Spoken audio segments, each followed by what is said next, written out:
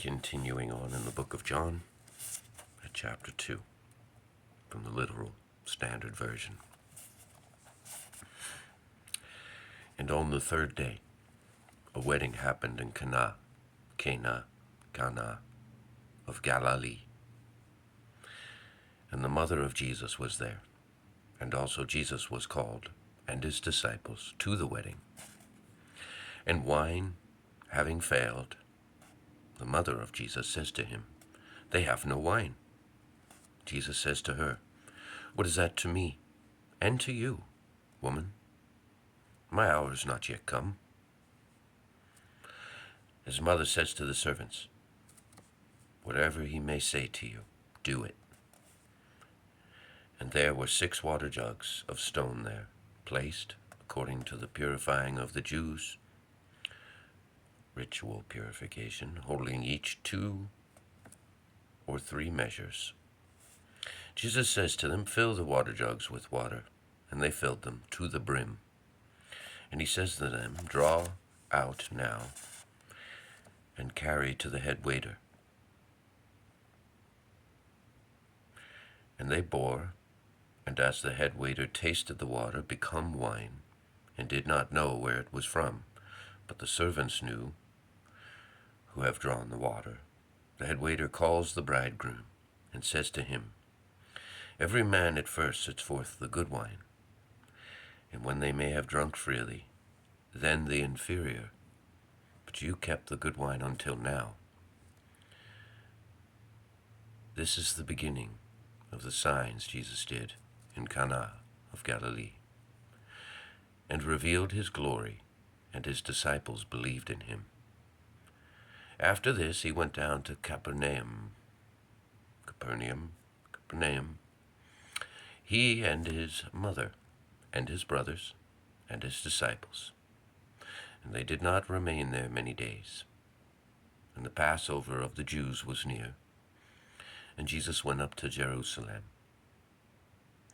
And he found in the temple those selling oxen, and sheep, and doves, and the money changers sitting, and having made a whip of small cords, he put all forth out of the temple, also the sheep and the oxen, and he poured out the coins of the money changers, and he overthrew the tables, and he said to those selling the doves, "Take these things from here, and do not make the house of my Father a house of merchandise."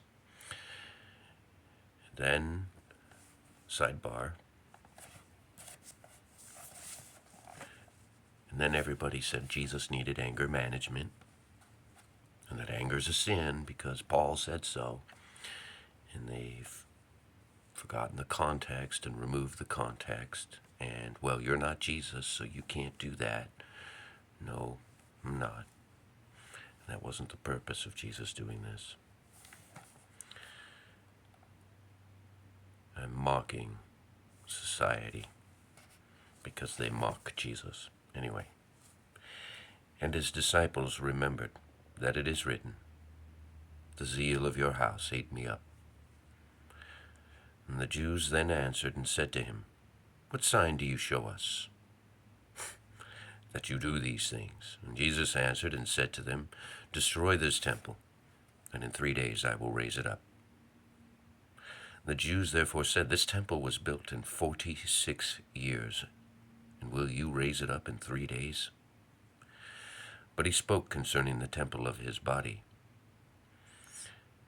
When then he was raised out of the dead, his disciples remembered that he said this to them.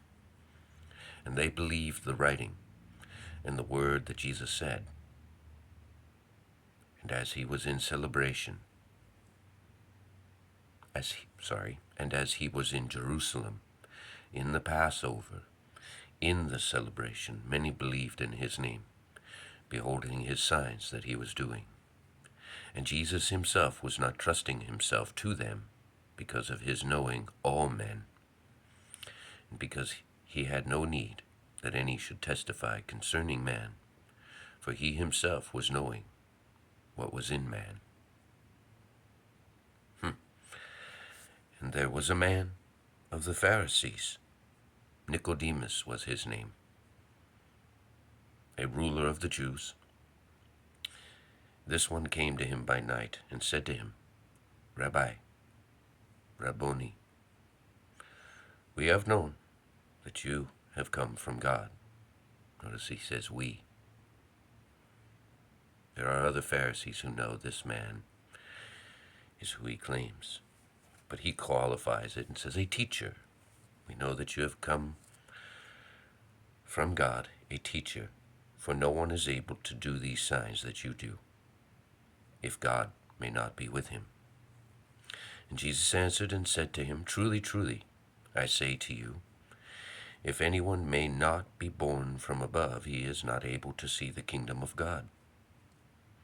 Nicodemus says to him, How is a man able to be born, being old? Is he able to enter into the womb of his mother a second time and to be born? And Jesus answered, Truly, truly, I say to you, if anyone may not be born of water and the Spirit, he is not able to enter into the kingdom of God. That which has been born of the flesh is flesh, and that which has been born of the Spirit is spirit. You may not wonder that I said to you, it is required for you to be born from above. The Spirit blows that one wills, and you hear that one's voice, but you have not known from where that one comes, and to where that one goes. Thus is everyone who has been born of the Spirit. Nicodemus answered and said to him, How are these things able to happen? And Jesus answered and said to him, You are the teacher of Israel, and you do not know these things? Truly, truly, I say to you, what we have known we speak, and what we have seen we testify, and you do not receive our testimony. If I spoke to you of earthly things, and you do not believe, how, if I speak to you of heavenly things, will you believe? And no one has gone up to heaven except he who has come down out of heaven, the Son of Man, who is in heaven. And as Moses lifted up the serpent in the wilderness, so it is necessary for the Son of Man to be lifted up, that everyone who is believing in him may not perish, but may have continuous life. For God so loved the world, that he gave the only begotten Son, and that everyone who is believing in him may not perish, but may have continuous life. For God did not send his Son into the world that he may judge the world, but that the world may be saved through him. He who is believing in him is not judged, but he who is not believing has been judged already, because he has not believed in the name of the only begotten Son of God. And this is the judgment, that the light has come into the world, and men love the darkness rather than the light, for their works were evil. For everyone who is doing wicked things hates the light, and does not come into the light, that his works may not be detected. But he who is doing the truth comes into the light, and his works may be revealed, that in God they are having been worked. After these things, Jesus and his disciples came into the land of Judea, and there he tarried with them, and was immersing.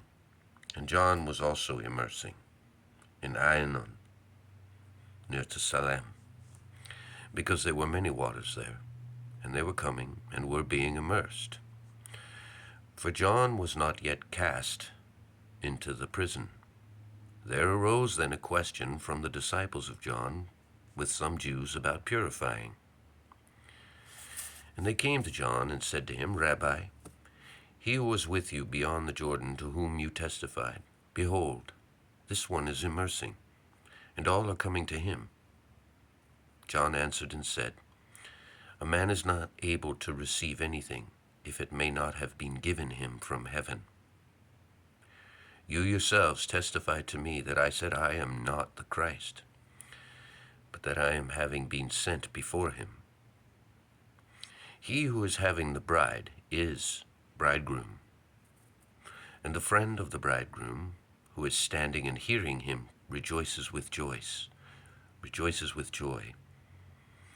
because of the voice of the bridegroom. This then, my joy has been fulfilled. It is necessary for him to increase, and me to become less. He who is coming from above is above all, and he who is from the earth he is, and from the earth he speaks. He who is coming from heaven is above all, and what he has seen and heard, this he testifies, and none receives his testimony. He who is receiving his testimony sealed that God is true. For he whom God sent, he speaks the sayings of God, for God does not give the Spirit by measure. The Father loves the Son, and has given all things into his hand. He who is believing in the Son has continuous life, and he who is not believing in the Son will not see life, but the wrath of God remains on him. We'll stop there at the end of chapter 3. Godspeed, everyone. Be well in Christ. We say, when we are tempted, when the music starts playing, we will not bow to you. And we know that if you cast us into the fire, our God will deliver us. And even if he didn't, we wouldn't bow to you, for you are no God, because there is only one God. Understand the lesson there about having faith, exercising that faith, and then standing up and making a choice that says, this far and no farther. And once you get that down and beat their ass, beat them back. God bless. Peace.